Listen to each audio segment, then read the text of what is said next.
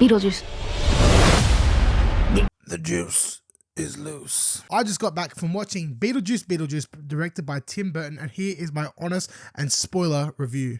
So if you have not seen this movie yet, click off, go watch it, and come back on because we're about to get into it. So starting off with the plot of this film, Beetlejuice Beetlejuice takes place 36 years after the first Beetlejuice, where we are reintroduced to Lydia Dietz, who is now a host of her own TV show called Ghost House. Now Lydia has a boyfriend who's the producer of her TV show named Rory, who tries to support her through her career. Lydia then gets a text from her stepmother Delilah informing her that her father Charles has unfortunately died, meaning that they have to go back to their old town in Winter River. Then cut back to the afterlife where we see a dead janitor, played by Danny DeVito, cleaning the floors. He accidentally knocks a couple boxes over and we get this little scene of what looks like a Frankenstein almost type person re-putting themselves back together with a stapler and then sucking the soul out of Danny DeVito's character, actually killing him. Even though he's already dead, he dies. Lydia has a daughter named Astrid in this film, and Lydia and Astrid don't get along very well due to the fact that Astrid doesn't believe her mum about the supernatural. They eventually go pick her up from her school and say, look, your grandfather has died. We need to take you back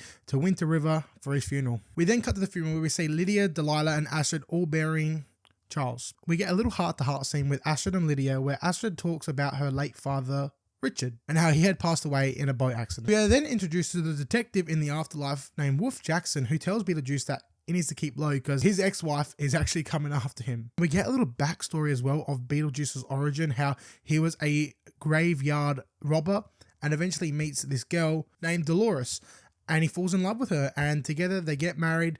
She has a little bit of a frisky time and she actually kills him. But before he dies, he kills her. So it's like a little cute revenge story there.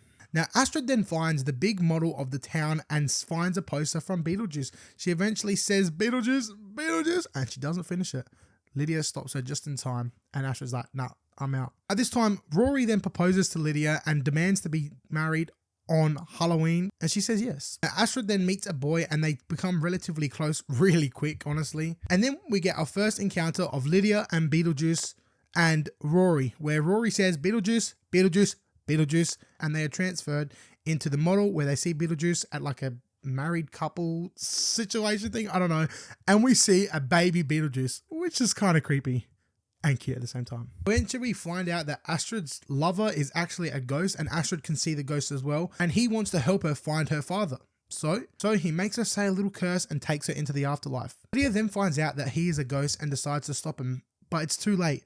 Astrid's already gone into the afterlife. So she thinks, what do I do now? As she goes ask her old boyfriend Beetlejuice. Beetlejuice agrees to help her on one condition, that they get married again. So she signs a contract and Beetlejuice decides to help Lydia. Now at this time, all our characters are in the afterlife and it's kind of cool to see everyone interacting, I guess, all the wackiness.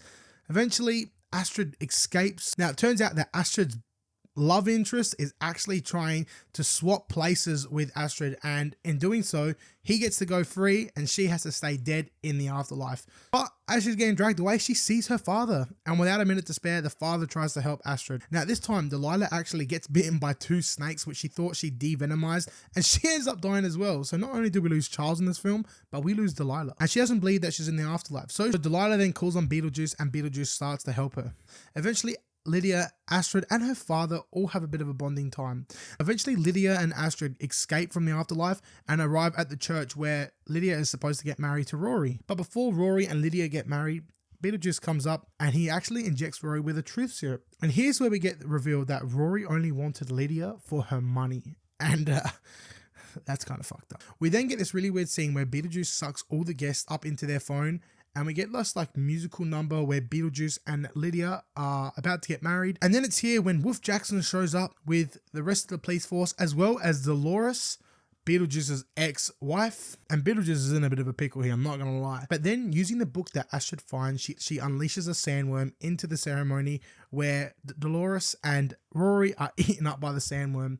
And then Astrid uses the handbook against Beetlejuice to say that because he brought Lydia into the afterlife, the contract is no longer eligible, leading to Lydia saying Beetlejuice 3 times and Beetlejuice exploding. We then cut to Lydia and Astrid, who are now more closer together. Astrid meets some vampire looking guy at Dracula's castle while they're on a trip. falls in love with him. We then cut to their wedding ceremony and then cut to Astrid giving birth, which is a baby Beetlejuice. And it's just like this whole wacky like couple of shots, only for Lydia then to wake up next to Beetlejuice. And Beetlejuice goes, "Oh, I just had this crazy ass dream." Then Lydia wakes up once again and no one is next to her, kind of revealing that Beetlejuice is still implanted into her mind. And that is the end of Beetlejuice Beetlejuice. Now, in terms of acting of this film, we have the king himself, Michael Keaton, back at it again as Beetlejuice. For his age, he does amazing. He plays a character. He was born to play Beetlejuice. He still has that same charisma as what he did in the original film. So I just wanted to see more of him on the screen. Even though we did get more screen time of Beetlejuice this time around, it still personally wasn't enough for me. Then have Winona Ryder, who plays Lydia Dietz. She still delivers her character as Lydia Dietz as this like emo weird girl almost. A new addition to the Dietz family is Astrid, played by Jenna Ortega. I loved her role in this film. I thought her as a character was really good, and it kind of gave me a bit of Wednesday vibes from her Wednesday series. Me personally, I like her role as Wednesday, and I think she implemented a lot of that into this film in her character, and I was all for it. William Dafoe plays Wolf Jackson, who is the detective of this film. Monica Bellucci plays Dolores, Beetlejuice's ex-wife. She wasn't too bad as a character. I really wish we got a bit more screen time with her. Justin Theroux plays Rory, who is Lydia's fiance, boyfriend, I'm going to say. I personally didn't like his character. I thought it was a really annoying character to this film. I get what they were going for, but I just wasn't vibing with it. Honestly, the acting was solid. Now, the pacing of this film, I don't know. I found it to be pretty balanced. I think there was way too much different storylines and plots that were happening all at once, and they were trying to cram way too much into this film, where it almost kind of loses you, but you can kind of forgive it for the amount of wackiness and just effects, and just they're all practical. It looks amazing. The way we see just like some guy with no head, or just, I don't know, even like the character Bob, who plays like the shrunken head guy, he was a really cool addition to this film. And I don't know, the pacing, it didn't blow me too much away that I was bored, but I really wish it kind of sped up. I mean, that first 20 minutes, maybe half an hour of the film, I wasn't bored, but I was going to say, you know, it kind of just dragged, just having it in that spot at once. I really wish we kind of just cut to the chase with Beetlejuice, give us a lot more screen time with Beetlejuice, cut away a lot of those plots and focus on one. Could have been really good, but it still worked in a way where I didn't feel bored. I mean, I had a couple laughs, so it wasn't that bad. So all in all, was it a good film? Was it a good film? Was it a good film? It definitely was. It definitely was a solid sequel. Something that didn't feel so modernized in a way. Like, I was expecting to see Beetlejuice gritting or something, or saying skibbity or something like that. But no, we kind of got a sequel, but a different story, a different telling of this Beetlejuice character, which I loved. The original one will forever hold a special place in my heart. Every time I watch it, I have a laugh. I love Michael Keaton, what he does with that film. I love Tim Burton's vision and his directing style of that film. I just love Beetlejuice as a character. Honestly, it's a Halloween film. You put it on, you have a laugh. You can't go wrong.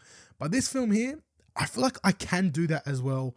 I can chuck it on. I know I can have a chuckle or two. I mean, was it better than the first one? Probably not. I'm not going to say it's better than the first one. Was it a good sequel though? Yeah, it was. So for Beetlejuice, I'm going to give this one a 7.5 out of 10. Definitely recommend going to watch this one if you enjoyed the first one. If you like Tim Burton's style, that wackiness, that world of undead, I think you're going to have a good time in the cinemas for this one. So that's going to be all for today, guys. I hope you guys enjoyed this video. Please consider liking, subscribing, turning on post notifications so you never miss a thing. And if you have seen Beetlejuice, comment down below. Did you like it? Did you not? Why? Why not? Because I want to know. I mean, this is just my opinion, but you guys might say it was trash. I mean, it wasn't trash. Beetlejuice is a good film. Be kind, love one another, and I'll catch you in the next one. Ciao.